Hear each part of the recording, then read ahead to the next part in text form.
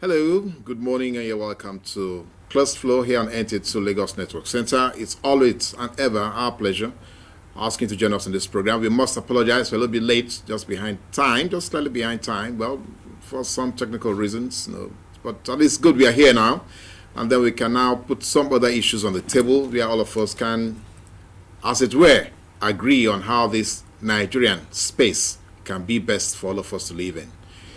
My name is Fola Martins, and it's ever my pleasure to be with you. On your behalf, therefore, to welcome our guests to this show for this morning. Today, we are speaking with one of the best musical talents that we've had in this country. She is a soul-stirring vocalist, a talented songstress, a consummate artist, a humanist, and somebody I love to call the queen of the vocals. My pleasure to welcome to Close Flow this morning on your behalf, on behalf of our growing band of viewers, Yinka Davies. You're welcome to Close Flow. Yes, sir. Thank you very much. You're welcome.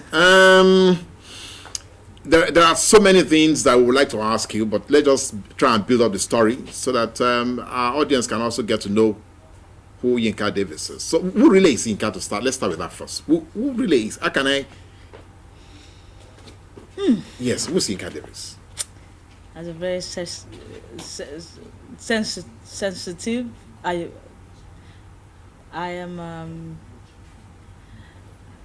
I'm the first of now 5 children. So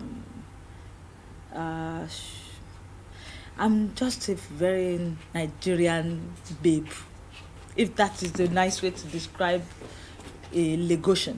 Nigerian first of all, then Lagosian, then Nigerian at the same time. So I don't know how to describe me. Acting, dancing, singing, writing, production, etc., etc., etc. Yeah, that's what I wanted to know.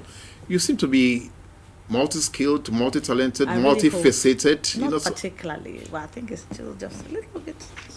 Of this and that. Yes, just a bit of this and that, but not overtly.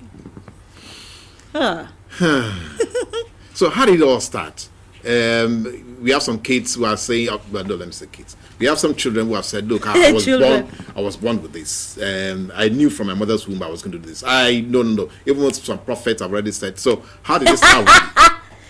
Well, I guess because I love drawing too much. I love drawing. I love sketching.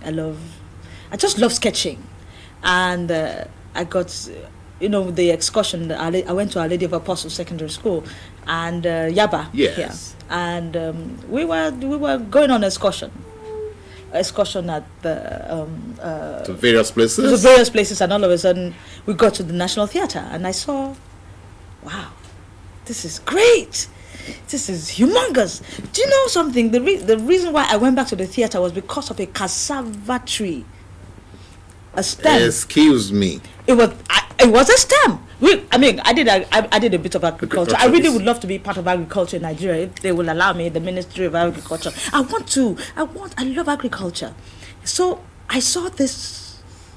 We were coming out of this. We're coming out of the field. All of us, the girls, were coming out. But I saw this thing was not a stem; it was a tree, and I looked at it. I said, "This is cassava," because we did agriculture. So this is a cassava, but it's a tree. And I went back to the theater to look for it. Now it's taken down, obviously, yes. But that was monumental for me, and you just got fixated. That's it, and that's how I went back to the theater. And then theater became, all my drawings became 3-dimensional. Like I see human beings move here to there, exit stage right, stage left. Before I do it, acting. I started. That's how I got lost or found. No, or found. Yes, found, lost, yes. found. Not lost, but found. Yeah, that's it. I got lost, got found. And over these years now, it's been one climatic program to the next, one major, event to the next, and in all of that, if you reflect now, where do you think art can begin to either remold this country or remold the personality of our people? First,